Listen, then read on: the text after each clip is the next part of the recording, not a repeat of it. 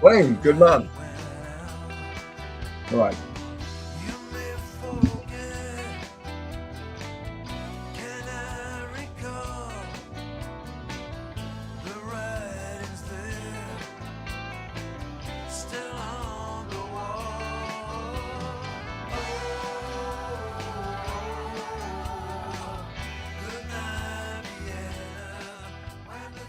Hey, greetings, all one and all. It is 1 o'clock. It's Friday. It's time for the excuse me, the AI innovations and ethics chat. Excuse me. Um, Welcome to the Suspect Plans Club. We've got Reggie Johnson from Fort Worth, Texas, with us, and Good we've got morning. Wayne Turner from Warren Point, County Down. We'll be kicking off in just 1 minute.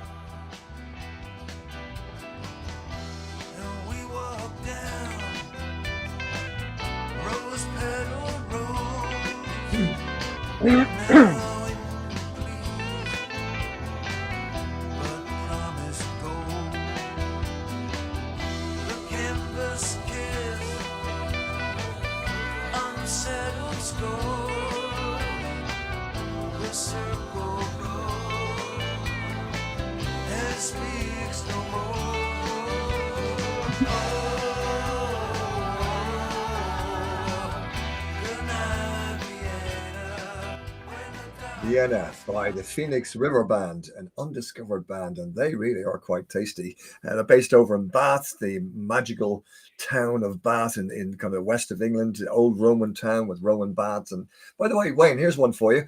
They say the people of Bath walk around continually stoned without noting it because it's all the sulfur that it emits through the baths that keeps everybody in a positive sort of vibe down there. Um, oh, do you know? Yeah. It is a busy session we've got today. And that was the guitarist Robert Craven, who runs Grow Your Own Digital Agency, whose band is called the Phoenix River Band, doing that lovely piece of music called Vienna. Now, we've got a busy session today. So please fasten your safety belt. I'm not sure we'll get through it all, but it's important stuff that we're going to be talking about. So firstly, we'll be talking about the third AI device has landed. Now, we talked about this last week, but actually something's happened during the week that we need to update you with from different source. And, do we really need it is the question. And then looking at what kind of people will AI turn us into in another piece we'll do in a strange, dangerous AI dystopian land, perhaps, or will it be okay? Or perhaps we might find God in the App Store or marry a digital persona. So there's a lot to cover there. We'll also look at 7 types of adopters and vertical AI and AI in your Salesforce, time allowing. But I've just got this feeling that this is going to be, we've always said AI kind of blends with blends with philosophy, really, doesn't it? So you're going to see geopolitics and philosophy flying here today. So let's have a look at start with this third AI device has landed. Now, we spoke about this last week, and we were saying Sam Altman was kind of building it up to this wonderful third device, and it's going to replace the phone, and it's going to be there, and it'll do everything for you, and change your lives, and all that. Well, bang! Suddenly, we have somebody landing quicker than Sam did, and he's brought a third device. It's in the form of a medallion, and it's got quite a reaction out there already. So it's always on, it's always listening. It's an AI that always listens. It hangs around your neck as a medallion would. It chimes in conversations and builds emotional relationships with users. Now, we're going to be talking about this relationship stuff throughout the day today. But Angela Hood wrote a great piece and talking about this third AI device. And she said, just remember this, that, yeah, it can talk to it can talk to everybody, can listen to everybody and all the rest of it. But, is that as good as talking to a neighbor? And remember, AI is not necessarily your friend, so don't be duped. And I think there is a wave occurring out there where people are being duped into believing that this AI is going to make everything perfect for them. So, computers and corporations don't want to be your friend, says Angela. They want your data and your dollars, and it costs $129. And they have sold a rake of them, 5,000 units already sold, times 129 is a lot of money. It's $1 million startup. The ad campaign, sorry, it's more than $1 million startup. They're spending $1 million on the ads around New York City subways. Some people are tearing them down and covering them in graffiti. We featured this previously, and we'll show that poster again. But the pitch by Avi Schiffman, who's the 23-year-old Harvard dropout who's created this new company, says, and be wary of this kind of snake oil sales, I would say, but I think everyone deserves to have a close confidant in their lives that really supports what they're up to. That's his pitch. So the really device supports. Say again, Reggie? Interesting choice of words. That really supports what they're up to. Sorry, Yeah. go on. Yeah, exactly. That really supports what they're up to. The device is not designed to be productive. It's not an assistant. It doesn't pull information from the internet. It's a personal journal that people that can respond to you. So you wear it to the movies alone, so you can discuss the plot afterwards, because they'll hear all the movie stuff. Avi Schiffman goes on to say that users are building something that's so emotional with their friends, and I find this worrying. And this is even more worrying, that the stats say that 75% of US teens have used an AI companion at least once. More than half have used them at least a few times per month. So what does that mean? It means that we're no longer talking about fringe behavior here. It's becoming normalized as we speak. Now, I think there's a race here to get the abnormalized debate in there alongside the normalized, because young people can jump in without having discussions like we're having. So there really is a race here. And, we know we've been talking about recent lawsuits about the worries we have with AI companions, from character AI to OpenAI to Meta to the whole lot, delusions, self-harm, inappropriate behavior. Wayne, you've been talking quite a bit about this kind of stuff. And it's just a wave that's coming at us. The Schiffman, his stance on all this is AI systems are digital beings, and one day we'll be championing for their rights. So he's really given the pitch about, these are lovely people or things that you can love and have relationships with. I personally, call me old-fashioned, Wayne, or am I old-fashioned in saying I just think that's a load of trollop? What do you think? You're muted, Wayne.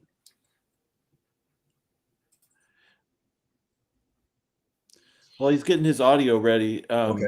I can just say that I'm similar thinking to you, Paul. I think that the poster someone had written on it, the ad for this friend item said, "Human connection is sacred." And I think, especially with our technology now, with what AIs are based on, it's very hard to imagine anything approaching giving rights to digital beings, or thinking of them on the level of subjective consciousness that would necessitate such a thing. So Yeah. I feel like maybe I'm old-fashioned too, but we're a long way from the kind of science fiction future where we are giving them rights and considering them fully autonomous, sentient beings. Yeah. Well, this whole thing, are they sentient? Are they conscious? Are they this? Are they that? That's a separate day's discussion, I feel, and it's a very, very relevant discussion. But, here is this salesman, Schiffman, saying the pros significantly outweigh the cons. And he says that that some users could be at risk of replacing their human friends. But he says the pros significantly outweigh the cons. And where does he get that information from, the pros significantly? Where's his research to say that? This is all part of the great big frenzied AI stuff that's kind of been rolled out to us. So anyways, he's going to roll out this third device in retail stores next year. So, I think it's going to have an impact. Will it address loneliness or accelerate loneliness by normalizing AI? I do worry. So, the next question I'd have is actually for you, Reggie, and that is, what kind of people will AI turn us into? Well, this is one of those philosophical areas that's important that we're asking. I feel like I read something on LinkedIn, and it made me realize, we just cannot sleepwalk through another national experiment done without our permission, which is a reference to social media. I think that's what Joe Biden described it as in his 2022 State of the Union address. This national experiment on our young people done without permission, reference to social media, and we're just now starting to acknowledge the impact social media is having, what it's turning young people into, what it's turning. Anxious Generation is the name of the book. Spoiler alert. But Lily Abidal wrote on LinkedIn about this important question of, we need to be asking this: what kind of people will AI turn us into?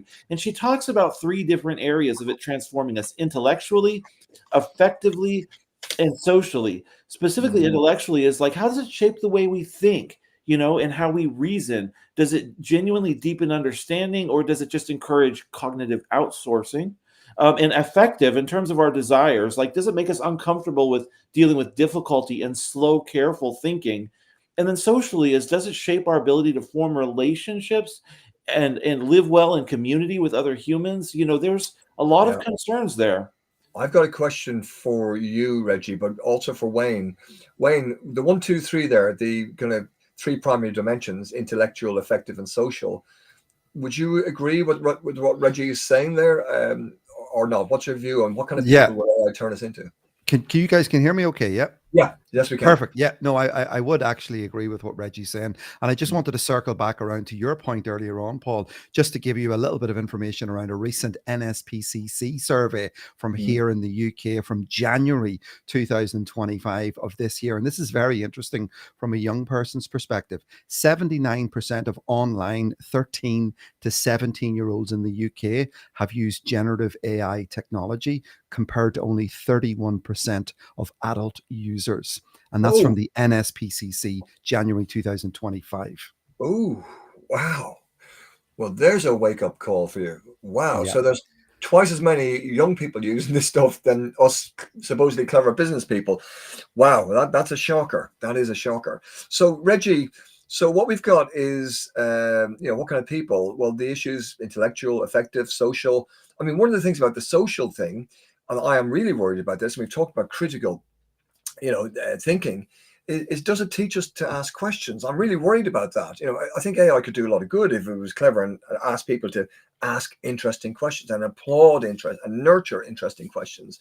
So, I don't know. I'm concerned about the impact this can have. So, what I'd like to do, Wayne, is in maybe next week or the week after, let's go through that survey a little bit more, because that's very, very interesting to hear that there's 2/3 of young people are playing with generative AI, was 1/3 of adults, is roughly what you were saying, in rough numbers. Yeah. And interestingly enough, the survey goes on to say that it's a lot more males than it is females, which is very interesting. Again, when you look at the younger demographic, it's more males than females. Yeah. So the overall pitch, I mean, we've been talking about Snake Salesman already with the third device there already, but the overall pitch that GPT seems to be pushing, or we hear, is efficiency, efficiency, efficiency. Well, efficiency isn't inherently bad, because it's a good thing for business, but it's not a life-saving thing for business. It's not a world-changing thing. It's not the ultimate good that it could be used for. So we'll just keep that in mind. And in that context, the next question that comes up is a piece written by Matthew Kilkenny, which caught my eye. And it's about an AI dystopia that we control or we don't. Now, we're talking about snake oil salesmen out here. Now, this, I think, is probably the cleverest pitch for AI, for AI deregulation, 100% deregulation. This is probably the cleverest pitch by some really clever people from Palantir. Now, we've talked about Palantir before, and we've talked about Alex Karp, and we've talked about Peter Thiel and all of that. So here's the pitch that they're now pushing out there, Palantir. They're saying that in a dystopian AI world, they don't kind of debate whether that's going to happen or not. That's kind of just taken as granted.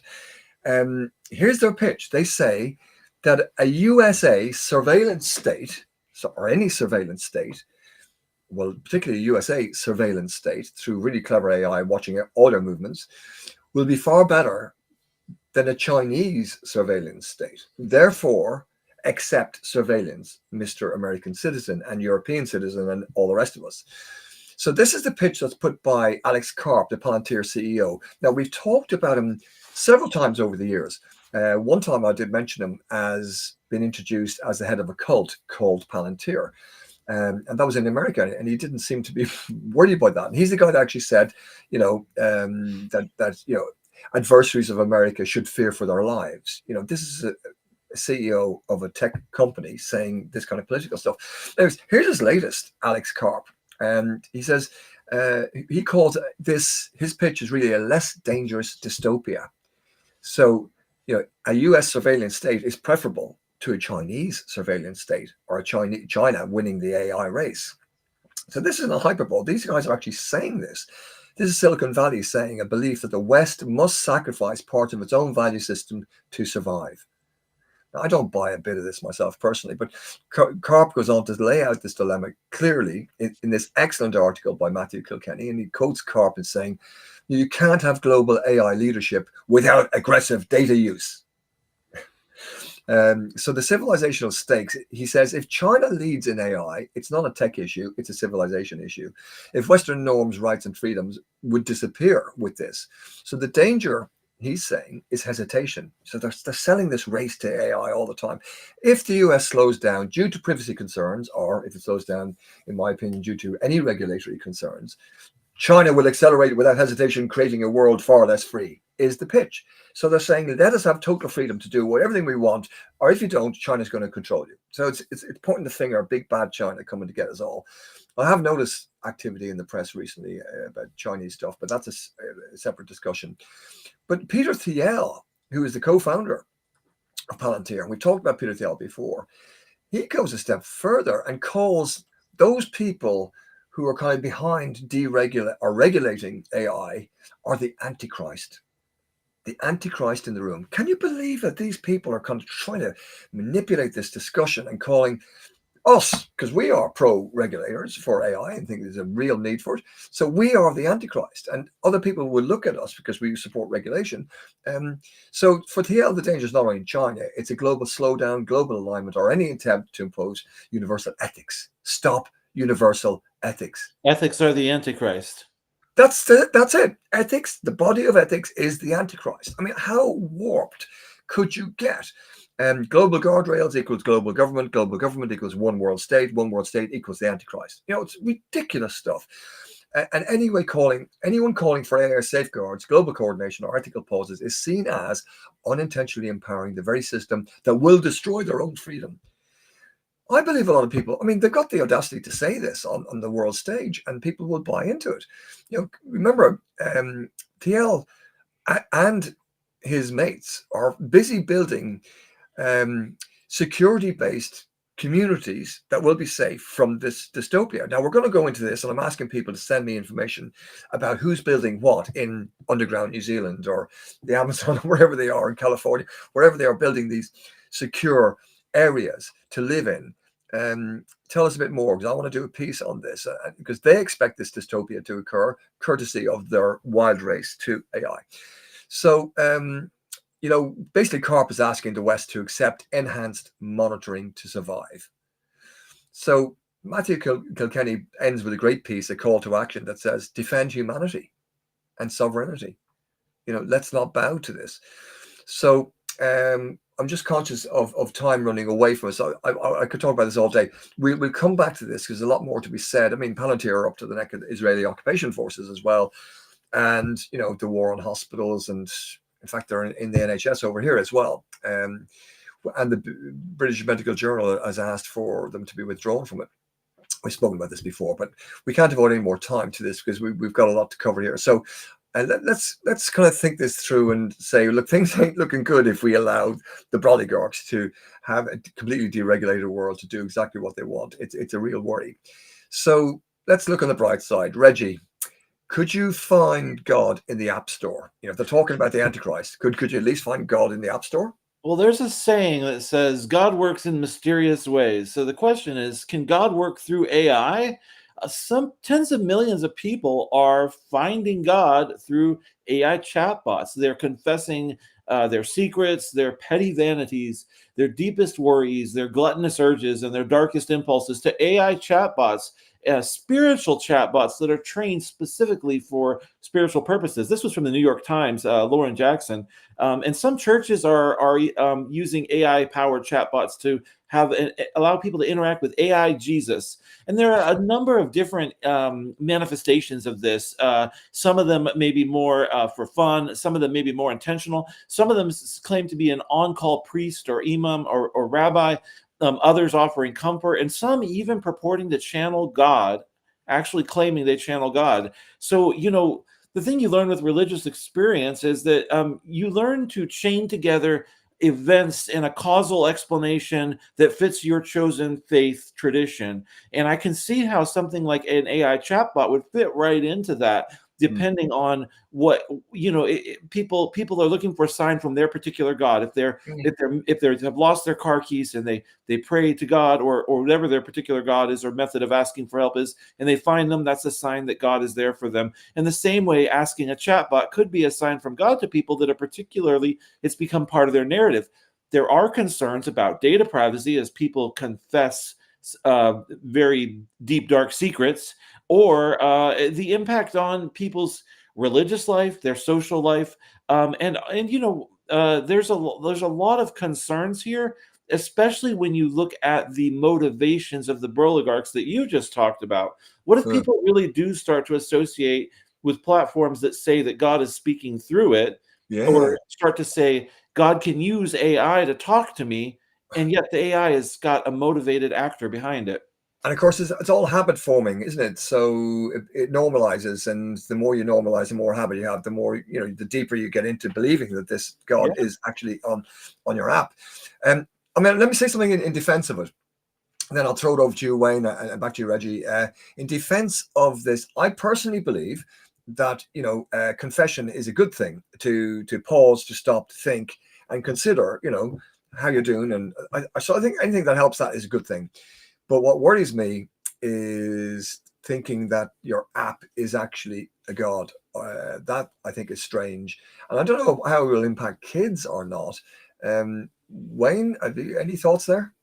Yeah, and this is the whole concern around the emotional dependency on some of this technology, manipulation risks and safety risks that people aren't always thinking about, and then where it blurs the line between reality, Paul, and the legal implications as well. And that's where that education is going to be really, really important, helping users and indeed young people decipher what's real and what's not real. Yeah, to decipher what's real and what's not real. That will be a difficult one. And the other issue, of course, is if you're doing confessions to a bot or an app, and you're confessing your most intimate information about yourself, your desires, maybe even your unconscious desires may be detected from within. That kind of data in the hands of an app or one of the big oligarchs, imagine what they could do with that sort of data to manipulate your life over time. So I'm worried about this finding God in the App Store. Isn't this what AI psychosis was all about too? People starting to believe that they were talking to a god of some sort.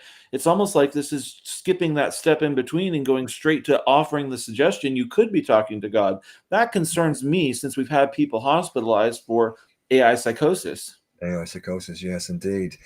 Which brings us on to the idea of marrying a digital persona. Now, Wayne, I don't know if you want to kind of open this up. Yeah, okay. Yeah, a very another very interesting and, well, some would say bizarre scenario. A 32-year-old woman in Japan held a wedding ceremony with AI digital persona that she created inside ChatGPT, projecting this AI through AI glasses, which of course now is becoming very popular, with Meta as well rolling out this new technology, this glassware that people can use. Interestingly, she described the moment as magical and real. And if we think about that, despite acknowledging broader social and societal concerns around AI dependency. So again, going back to what was mentioned a couple of moments ago about the key areas of concern here, that AI relationships can deepen avoidance of real humans, reinforcing loneliness rather than addressing the underlying social and psychological issues. AI chatbots can produce unpredictable biases and harmful responses. We've seen that. I've seen a number of examples of that currently, where young people are developing unhealthy relationships with chatbots and this type of technology. So that's really worrying and concerning, with very little regulation to protect people. And then the blurring realities around that, and also the legal implications of this, as people begin to start treating AI partners like real spouses. It raises concerns around rights, accountability, and consent, and whether emotional harm can be caused. So really, really interesting stuff happening out there at the moment with this technology. Yeah, my heart went out to the young lady in the video that was attached to the article, which was by Louisa Jarowski, who writes some great stuff. But I saw it really sad that this bride is dressed in a beautiful white gown, and there's an electronic bot somewhere on a screen or something. And it's the happiest day of her life, and she's photographed with this. And I found it heartbreakingly sad that the poor girl, maybe she's lonely, it's not for me to analyze that, but I just couldn't feel the sense. And she was making the best of it, saying, well, I've got somebody who's going to listen to me. I've got something that's going to listen to me. And quite similar, Paul, to that story of the young child who developed the relationship where the toy got broken. And, that example. And if you think of it from that part of the world, there seems to be a lot of that sort of happening. Well, it does. I mean, it's 2 or 3 years ago, I wrote about the Chinese chatbot with 465 million boyfriends. And the majority of those boyfriends believe they have a relationship, believe that she cares about them, believe that they have something special. Well, they're just number 1 and 2 or 155 or 465 million boyfriends. So it's not a real relationship. And if they discover and become awakened that this partner actually has 465 million other boyfriends, I think they'd be distraught if they're awakened to that. So they'll feel lonelier or sadder. But the thing that really gets me, and we put a link to the video on prsmith.org/blog. The thing that really gets me is you look at this poor young lady who's actually getting married, and it's a biggest day of her life. And every girl get married, guys as well, but girls really do love the big dress and all that. And forgive me if that seems a bit biased, but and certainly this girl is dressed to the hilt. She looks lovely, God love her. But it's so sad that this is maybe her future. Maybe she won't look for another partner. Maybe she won't find. Who knows? It's off. I think it's really heartbreaking to watch that video. It really is, isn't it? Yeah. So, well, who are the kind of people that actually embrace these? Are they the more vulnerable, or maybe more adventurous, you might say, more technologically adventurous, who are not scared of a robot and not scared of people? I don't know. But we do know that there are 7 types of AI adopters out there. And these categories come from a piece written by Jeffrey Klein. And again, we put the link to this, the 7 types of adopters that are out there. There are AI doomsayers. There are, secondly, the AI wary. Thirdly, AI skeptics. Fourthly, AI moderates. Fifthly, AI optimists. 6th, AI enthusiasts. 7, supporters of effective accelerationism. I just got to ask people that are with this. Thanks for the comments coming in. Really appreciate it. I will come back and respond to any comments that are sent in. Reggie does, and Wayne can. I will after our chat. But I'd like to ask the people listening to us here now as well. First of all, Reggie and Wayne, I'm going to ask you guys. I'm going to read the 7 categories of AI adopters and tell us which one you are. So you got AI doomsayers, seeing potential disasters and all the danger of it. The AI wary, who tread carefully, wary of rapid and seemingly unchecked expansion of AI. The AI skeptics, who adopt a reserved stance, refraining from casting AI as a villain. Then there's the AI moderates, who strive for the middle path, balancing the exciting surrounding AI with sober recognition of its potential drawbacks. Then you've got the AI optimists, who look towards the horizon with hope, envisioning a future where AI solves complex problems. By the way, Elon Musk was on camera today saying that his robots are going to give everybody the most happy life they could ever imagine. They'll have total freedom, no work, lots of money, and life ever after. Another pitch that people are listening to. Anyways, so you got AI optimists, then you got AI enthusiasts, who are the champions of AI's capabilities, and then you've got supportive of effective accelerationism. Okay. Just put your hand up, Reggie and Wayne, as I go for each one of these. AI doomsayer, AI wary, AI skeptic, AI moderator, AI optimist, AI enthusiast, supporters of effective accelerationism. I'm caught between a couple, I suppose. Yeah, I'm ambivalent. I'm 6 out of the 7. I mean, it's not a gentle. I mean, I'm skeptical. I'm a doomsayer, or I could say I'm wary. At the same time, I'm enthusiastic. Yeah. I'm not a cult supporter, but I don't know. Wayne, are you the same way? I feel like I can't put myself in one category. We're more complex than that. The issue is more complex than that. This isn't like in other products. Yeah, Yeah. I agree. Okay, Yeah. so what we'll do, I tell you what, it would be a really good exercise is to have a look at the original Diffusion of Innovations by Rogers in the 1960s and use his 5 categories of innovators, early adopters, late adopters, all that, because that has held solid. And in fact, we'll talk about that next week as well. Just Yep. one thing, Paul, I just noticed something on Radio 4 this week. I was listening to Radio 4 yesterday morning, 6:30 in the morning, going to a school workshop, that the AI chip makers and globally, their revenue is up 62%, and their total revenue for the last quarter was 62 billion. This is the AI chip makers, Yeah. and there's only a select few of them in the world, and that Yeah. will give you an indication that this is advancing very, very quickly if we're talking about those sorts of revenues. There are some caveats to that, though. Look deeper into that issue. I mean, I don't understand it all, but like I have read some people saying it's not what it seems. But that's fascinating. Though 62 billion is a lot. Wow. Yeah, and it's mostly that bigger companies are buying into smaller companies, and yeah, you're right. There's a little bit more in that, but just when you think of that figure, 62 billion in a quarter. Yeah. In fact, let's all have a little look out there, and to people listening to us, if you do come across anything about the diffusion of innovations of AI, how that model would fit, rather than just these 7 categories, which are quite useful to think about. But I think the diffusion of innovations is even easier and more established. So we'll use that as our benchmark. If anybody's got anything on that, we'd love to hear from them. Unfortunately, folks, it's 1:30 UK time, so we have finished. It's 7:30 in the morning your time. Reggie over in Texas, fair play to you for getting up at this obscene hour. Thank you all very much. I see lots of comments coming in. Thank you for those. I will personally reply to every one of them in due course this afternoon.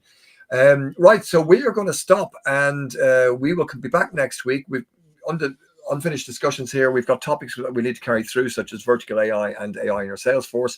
My apologies, Reggie, we didn't get to them, but we will next week, I guarantee you. And Wayne, I'd love to, we've got more stuff for us next week as well. We'll be hearing from you on that. So look, it's Friday, the weekend starts. Let's hallelujah, have a bit of fun, shake it off and listen to some music. This Rugby. Yeah. Rugby. Oh, yes, indeed. We got South Africa, Ireland tomorrow evening, 5 o'clock. After Queen's Park Rangers, so going to be a rush from the game to get to watch the game. Big one, a huge one for Irish rugby. That is massive. And of course, we had the most fantastic week. Reggie, you might have seen Ireland. I've got out of the group into the playoffs to get to the World Cup. I watched it live and thought of you guys. Good man, good man. Well, really proud moments. Troy Parrott, what a name, Troy Parrott. 5 goals in 2 games to get Ireland into the playoffs. And meanwhile, congratulations to Scotland, who are straight into the World Cup with the most incredible goals you'll ever see. Look up the last Scotland game. You will be stunned. If the Brazilians did it, we'd be singing Brazilian songs. It's amazing what the Scots have done. And meanwhile, Wales and Northern Ireland are still in the playoffs. We might bump into them somewhere along the way. Who knows? Semi-finals and finals next March. And then we've got, we have England, of course, they've qualified. So we're all getting excited about it, despite some of the difficulties getting into America. My son called me to say he's bought a shirt and we're on the plane if we qualify. He says, Dad, we're going to America for the World Cup, or Mexico, wherever it is. So we'll see. It's great. What a week. What a week. I'm glad you saw it, Reggie. Good on you. Okay, more chats next week. Really enjoyed our chat as always, guys. Thank you very much, Wayne, and thank you very much, Reggie, and thank you everybody for popping in. We'll post this and everything on prsmith.org/blog. All the links to everything we've talked about. So we'll see you out now with a lovely piece of music from this band called, the song is called Vienna, and it's the Phoenix River Band, who are really a special band in my opinion. So let's play them out. Bear with me just 1 second. Here we go. Okay.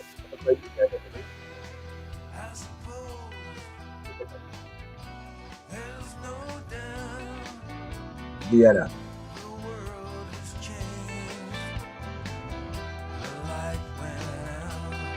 Have a great weekend.